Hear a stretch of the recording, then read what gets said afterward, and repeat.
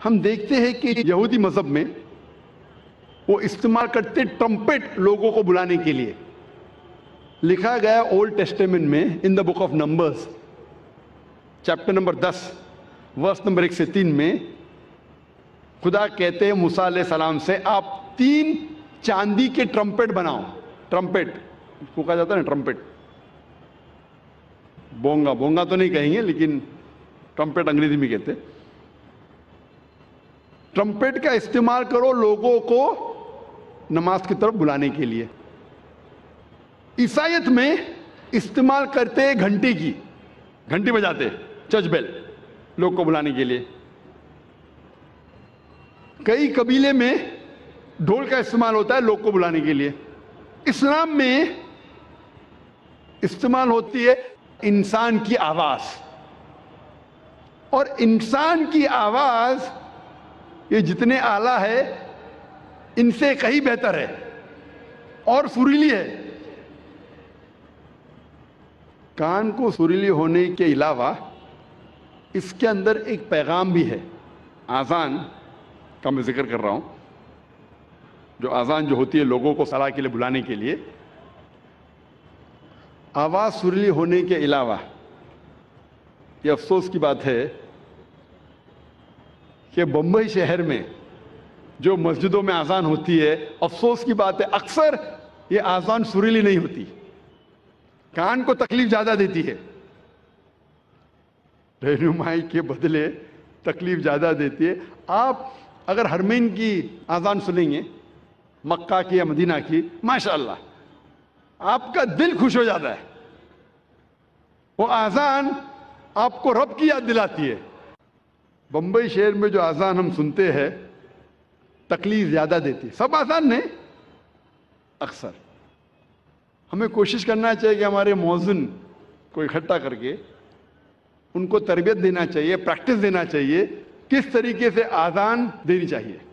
کیونکہ آذان کے وجہ سے جب میں انٹرویو کرتا ہوں کئی نو مسلم کو, میں کئی نو مسلم کو جانتا ہوں جو صرف آذان کے وجہ سے اسلام قبول کیے. میں پوچھتا ہوں اکثر نو مسلم سے, آپ کو اسلام میں سب سے زیادہ پسندیدہ چیز کیا لگی؟ اکثر لوگ کہتے ہیں توحید اور کئی چیزیں. کچھ لوگوں نے مجھ سے کہا وہ آذان اتنی اچھی ہے کہ جب بھی آذان سنتا ہوں میں دل میرا باغ ہو جاتا ہے, دل خوش ہو جاتا ہے. تو ہمیں کوشش کرنا چاہیے کہ ہمارے مؤذن جو ہے اس شہر میں ان کی تربیت کرے کہ کس طریقے سے صحیح آذان دینا چاہیے. اور جیسے میں کہہ رہا تھا کہ آذان سریلی ہونے کے علاوہ ایک پیغام دیتی ہے ہمیں. افسوس کی بات ہے کہ اکثر مسلمان آذان کی معنی جانتے ہی نہیں. تو مسلمان نہیں جانتے تو غیر مسلم کیسا جانے. اور میں ایک واقعہ آپ سے کہنا چاہتا ہوں, اور یہ حقیقت واقعہ ہے. تقریباً 10-15 سال پہلے جب میں کیرلا میں گیا تھا تقریر کرنے کے لیے, اور یہ حقیقت ہے, مجھے مہمان خصوصی بنا گیا تھا, اور میرے تقریر کے پہلے ایک غیر مسلم پولیٹیشین کو بلایا تھا. اور اپنے تقریر میں ہر پولیٹیشین جو غیر مسلم ہے کوشش کرتا ہے کہ اگر مسلم گیدرنگ دیکھتا ہے تو وہ تعریف کرے گا اسلام کی. تو یہ غیر مسلم پولیٹیشین تعریف کرتے کرتے کہنے لگا کہ ہمارے اس دیش میں جو مسلمان مغل بادشاہ اکبر اتنے مہان کام کیے, اسی لیے مسلمان روز 5 بار اللہ اکبر کر کے اکبر بادشاہ کی تعریف کرتے. آپ سمجھ رہے ہیں یہ جوک ہے, جوک نہیں حقیقت ہے, اور میں خود گواہ ہوں. میں سٹیج پہ بیٹھا تھا, اچھا میرے تقریر کے پہلے اس نے کہا, تقریر میں نے اس کی غلط فہمی کو دور کیا کہ ہم مسلمان جب اللہ اکبر بولتے ہیں تو اکبر بادشاہ کی تعریف نہیں کرتے. اکبر بادشاہ تو موجود بھی نہیں تھا اس وقت. اللہ کے رسول کے ٹائم پہ اکبر بادشاہ کہاں تھے؟ جب اللہ اکبر کہتے ہیں اس کی یہ معنی ہے کہ اللہ سب سے بڑا ہے, اللہ از دا گریٹسٹ.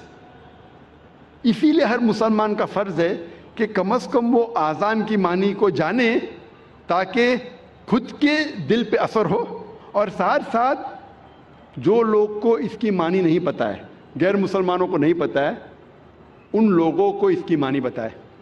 اور اذان میں ہم 4 بار دہراتے اللہ اکبر اللہ اکبر اللہ اکبر اللہ اکبر، اللہ سب سے بڑا ہے، اللہ سب سے بڑا ہے، اللہ سب سے بڑا ہے، اللہ سب سے بڑا ہے۔ اشہد ان لا الہ الا اللہ، میں گواہی دیتا ہوں اللہ کے علاوہ کوئی معبود نہیں، میں گواہی دیتا ہوں کہ اللہ کے علاوہ کوئی معبود نہیں۔ اشہد ان محمد رسول اللہ، میں گواہی دیتا ہوں کہ محمد صلی اللہ علیہ وسلم اللہ سبحانہ و تعالیٰ کے رسول ہے، میں گواہی دیتا ہوں کہ محمد صلی اللہ علیہ وسلم اللہ کے رسول ہے۔ حی علی الصلاح، حی علی الصلاح، آؤ صلاح کی طرف، آؤ صلاح کی طرف۔ حی علی الفلاح، حی علی الفلاح، آؤ فلاح کی طرف، آؤ فلاح کی طرف، آؤ کامیابی کی طرف، آؤ کامیابی کی طرف، آؤ اچھے کام کی طرف، اچھے کام کی طرف۔ اللہ اکبر اللہ اکبر، اللہ سب سے بڑا ہے، اللہ سب سے بڑا ہے۔